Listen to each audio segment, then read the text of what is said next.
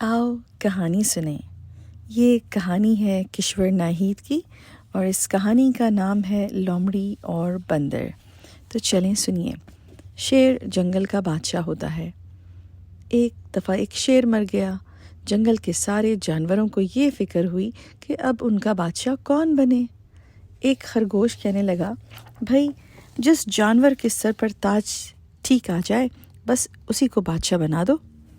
جانوروں کو خرگوش کی یہ بات پسند آئی اور اب سارے جانوروں نے تاج سر پر رکھ کر دیکھنا شروع کیا کہ کس کے سر پر پورا آتا ہے۔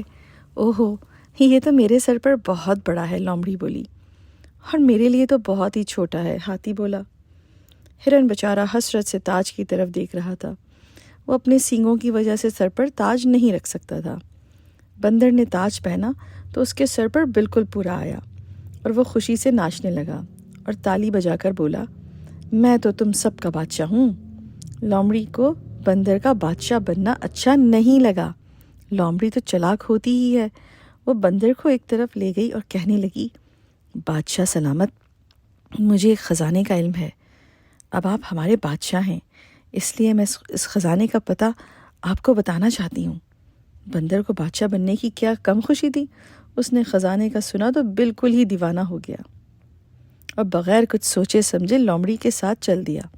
آگے جا کر جب بندر اور لومڑی اکیلے رہ گئے تو لومڑی نے بندر کے پیروں میں زنجیر ڈال دی اور کہا، تم ہم پر حکومت کرنا چاہتے تھے، لیکن تمہیں تو اپنی لالچ پر قابو پانا نہیں آتا۔ دوسرے جانوروں نے بندر کا یہ حال دیکھا تو اسے فوراً تخت سے اتار دیا اور اپنے لیے نیا بادشاہ چن لیا۔ تو بچوں، اس بات سے یہ سبق ملتا ہے کہ لالچ نہیں کرنی چاہیے۔ کہانی ختم، پھر ملتے ہیں۔